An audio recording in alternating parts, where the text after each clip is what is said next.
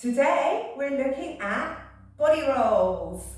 They are back again by popular demand. Here we go. To do a body roll, we're going to sit, pelvis, back, chest, back, pelvis, sit.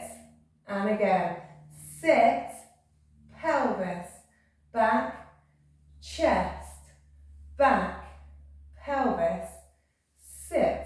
Okay, so to do that, I find it really helps to have one foot slightly in front of the other. If you can see my feet there, one foot is slightly further forward than the other foot. That's literally just for balance. So I'm going to roll back, roll into my pelvis, which shoots my back out, and chest, back, pelvis, sit. Once you've got that, that's it, you just speed it up. And there you go, how to body roll.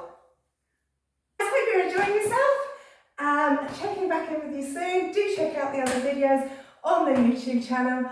And please do, if you like it, click the like button. And also, don't forget to subscribe.